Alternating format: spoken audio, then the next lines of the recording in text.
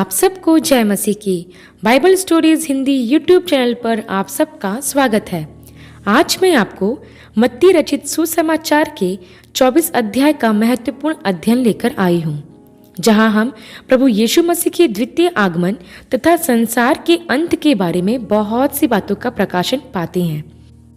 तो इससे पहले प्रियो, हम वीडियो शुरू करें, आप हमारे बाइबल स्टोरीज हिंदी के यूट्यूब चैनल को सब्सक्राइब करना और बेल आइकन को दबाना ना भूलिएगा। तो आइए प्रियो, वीडियो को शुरू करते हैं। यह उस समय की बात है जब प्रभु यीशु मसीह यरूशलेम के मंदिर से निकलकर जा रहे थे। तो प्रभु के चेले उसे मंदिर की रचना दिखाने के लिए प्रभु के पास आए। तब प्रभु यीशु मसीह उनसे कहने लगे, क्या तुम यह सब नहीं देखते?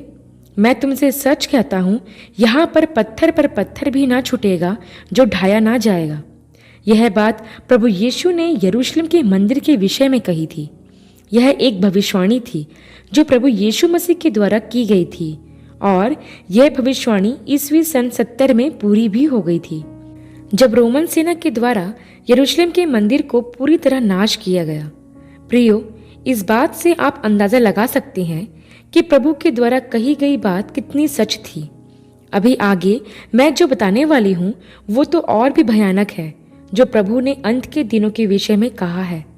जब प्रभु की मंदिर वाली बात सच हुई तो प्रियो, जो बातें इस अध्याय में प्रभु द्वारा कही गई है उनके पूरा होने में ज्यादा समय नहीं लगेगा। तो आइए प्रियो, हम आगे देखते हैं।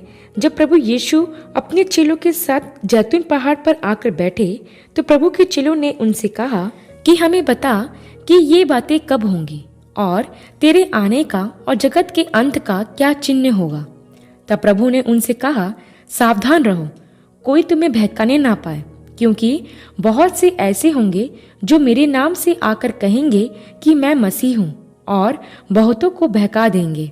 उसके बाद हम 11 और 24 वचन में भी देखते हैं, जहाँ पर लिखा है, बहुत से झूठे भविष्यवक्ता उठ खड़े होंगे और बहुतों को भरमाएंगे, क्योंकि झूठे मसीह और झूठे भविष्यवक्ता उठ खड़े होंगे और बड़े बड़े चिन्ह और अद्भुत काम दिखाएंगे कि यदि हो सके तो चुने हुओं को भी भरमा दे।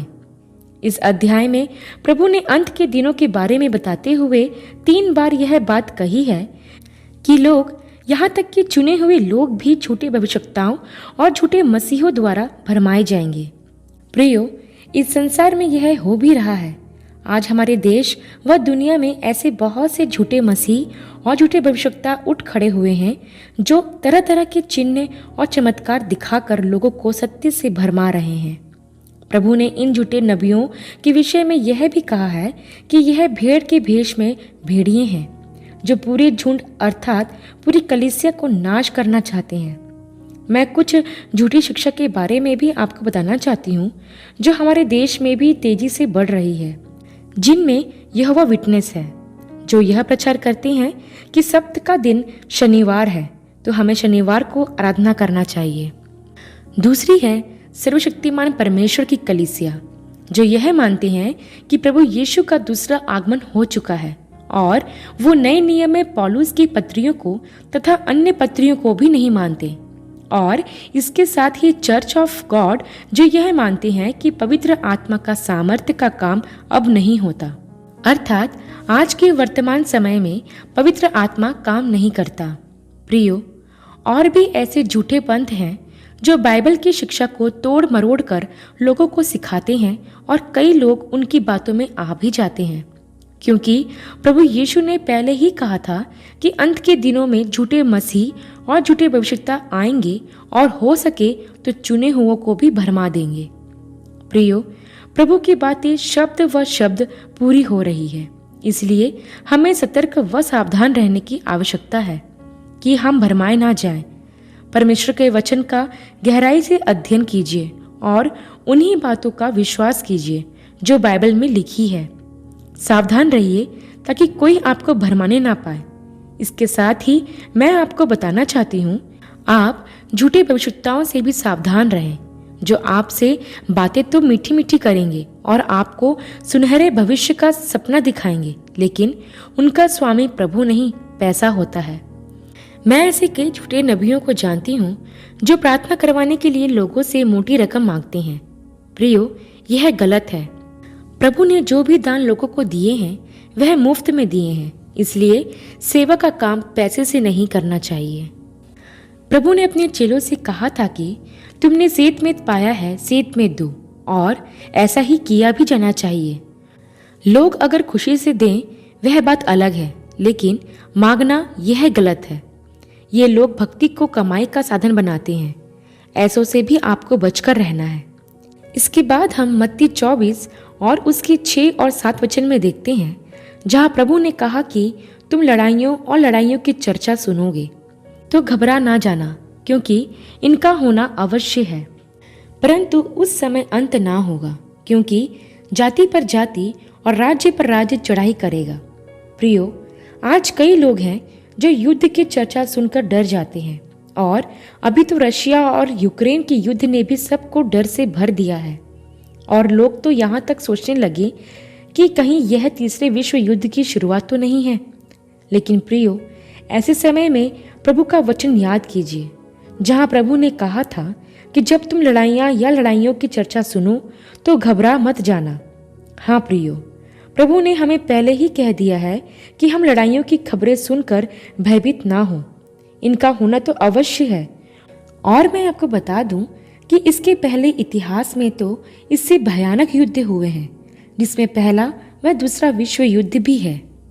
प्रभु यीशु मसीह के इस दुनिया में आने से पहले भी कई युद्ध हुए और आगे भी होंगे। इनका होना अवश्य है, परंतु यह अंत नहीं। जैसे प्रभु ने कहा है कि यह तो बस अंत की शुरुआत है। अंतिम युद्ध जिसके बारे में बाइबल हमें बताती है कि वह हरमगिदोन में लड़ा जाएगा, और उसके बाद प्रभु परमेश्वर के 1000 वर्ष का राज्य स्थापित होगा। इन सब बातों को जानने के लिए आप प्रकाशित वाक्य की पुस्तक के 16 अध्याय से 20 अध्याय तक पढ़ सकते हैं। मैं बस इतना कहना चाहती हूँ प्रियो, कि जब भी आप युद्ध को देखें या उसके बारे में सुने तो यह नहीं समझना कि अंत निकट है। बस इतना समझ लेना कि प्रभु की बातें पूरी हो रही है। आगे हम देखते हैं प्रियो कि प्रभु ने कहा कि जगह जगह अकाल पड़ेंगे और भूकंप होंगे।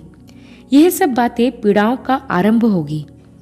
जैसा कि आपको मालूम है कि बीते दिनों में हमने कई भूकंप, अकाल और महामारियों के बारे में सुना है, और अभी अभी हम कोरोना जैसी महामारी से उभर ही रहे हैं, जिसमें लाखों लोगों की जान गई है। हमने सुनामी, इबोला महामारी के बारे में भी सुना है। कई भूकंप और महामारियां बीते कई सालों से पृथ्वी पर होते आ रहे हैं, और आने वाले दिनों में इससे भी भयंकर महामारी और भूकंप और अकाल के बारे में हमें सुनने को मिलेगा। मौसम में परिवर्तन हो जाएगा, क्योंकि अगर आप लूका के सुसमाचार के 21 अध्याय के 11 वचन को पढ़ेंगे तो वहां पर प्रभु अंत के दिनों के बारे में कहते हैं कि आकाश से भयंकर बातें और बड़े बड़े चिन्ह प्रकट होंगे, और इन बातों को आप आने वाले दिनों में देखोगे। प्रियो, मैं आपको प्रोत्साहित करना चाहती हूँ कि आप अपने और अपने परिवार के लिए प्रार्थना करें कि ऐसे कठिन समयों में आपका और आपके परिवार का विश्वास डगमगा ना जाए। अंत के समय में क्या होगा, इसके बारे में कोई भी बात प्रभु ने हमसे छुपाई नहीं है। इसलिए हमें इन सब बातों को देखकर चिंतित या भयभीत नहीं होना है। हमें बस प्रार्थना करना है और अपने विश्वास से पीछे नहीं हटना है। एक और बात जो इस अध्याय में प्रभु ने हमसे कही है, वो है कि प्रभु यीशु मसीह के नाम के कारण सब जातियों के लोग हमसे बैर करेंगे, हमें पकड़वाएंगे और हमें मरवा तक डालेंगे। और यह सच भी है कि जब भी कोई व्यक्ति प्रभु यीशु मसीह पर विश्वास करता है तो उसे ना सिर्फ समाज का बल्कि अपने परिवार के लोगों का भी विरोध सहना पड़ता है। कई परिवार हैं जिनमें प्रभु यीशु मसीह पर विश्वास के कारण सताव आया है। कई विश्वासियों को जान से भी मारा गया है। यही नहीं प्रियो, वर्तमान समय में भी कई ऐसे विश्वासी लोग हैं जो समाज और परिवार के लोगों के द्वारा सताव का सामना कर रहे हैं। प्रियो, आने वाले दिनों में इससे भी भयंकर सताव का सामना विश्वासियों को करना पड़ेगा, लेकिन हमें धीरज धरना है, क्योंकि प्रभु ने कहा है कि जो अंत तक धीरज धरा रहेगा उसी का उद्धार होगा। प्रियो, कई लोग हैं जिन्होंने सताव और विरोध के चलते प्रभु यीशु मसीह का इनकार कर दिया है और वह वापस अपनी बुराइयों में चले गए हैं। यहाँ मैं आपको बताना चाहती हूँ कि विश्वासी होने के कारण आपको बहुत सारी परेशानियों का सामना करना पड़ सकता है, लेकिन प्रभु ने हमसे प्रतिज्ञा की है कि वह एक दिन हमारी आंखों से सब आंसू पोंछ डालेंगे। फिर ना तो पीड़ा रहेगी और ना ही किसी प्रकार का सताव, सिर्फ आनंद और शांति ही होगी, और वह भी कभी समाप्त नहीं होगी। हमें उस ओर अपने ध्यान को लगाना है। हमारी आज की पीड़ाएं हमारे कल के आनंद को छीन नहीं सकती। प्रियो, मैं आपको विश्वास दिलाती हूँ कि सताव के मध्य में भी अगर आप प्रभु पर विश्वास बनाए रखेंगे तो इसके बदले में आपको स्वर्ग के राज्य में महिमा का मुकुट दिया जाएगा। बस हर परिस्थिति में अपने विश्वास को प्रभु पर बनाए रखें। प्रियो, हम इतना तो जानते हैं कि प्रभु एक ना एक दिन जरूर आएगा, लेकिन क्या हम उसके साथ जाने के लिए तैयार हैं? हमारे पास जो समय है, क्या हम उसका सही इस्तेमाल कर रहे हैं?